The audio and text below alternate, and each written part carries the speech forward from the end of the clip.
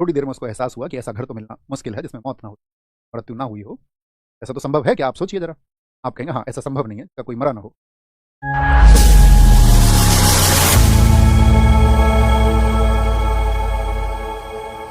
ऐसा ही एक वृत्तांत भारत में सुनने को मिलता है। गौतम बुद्ध, महात्मा बुद्ध जब अपने भ्रमण की यात्रा पर थे तो महात्मा बुद्ध के सामने एक स्त्री आई अपने बच्चे को लेकर के, और उसका बच्चा जब मर गया तो उन्होंने गौतम बुद्ध से कहा कि इस बच्चे को जीवित कर दो, इस बच्चे को जीवित कर दो। तो गौतम बुद्ध ने कहा ठीक है, हम इस बच्चे को जीवित कर देते हैं, लेकिन इसके लिए तुमको कुछ राई के दाने लाने होंगे, और उस घर से लाने होंगे जिस घर में कोई आज तक मरा ना हो।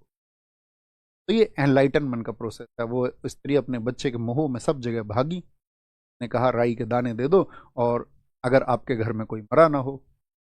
थोड़ी देर में उसको एहसास हुआ कि ऐसा घर तो मिलना मुश्किल है जिसमें मौत ना हो, मृत्यु ना हुई हो।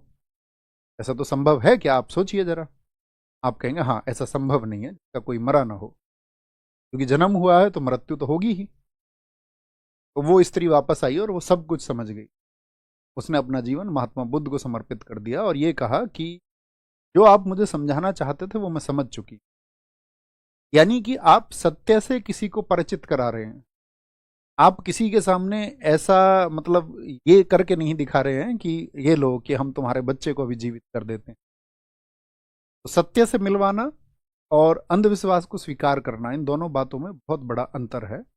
और जो मनीषी लोग होते हैं, विद्वान लोग होते हैं, या हम यूँ कहें कि जो तार्किक लोग होते हैं, तो वो उसका तार्किक पक्ष जानने का प्रयास जरूर करते हैं।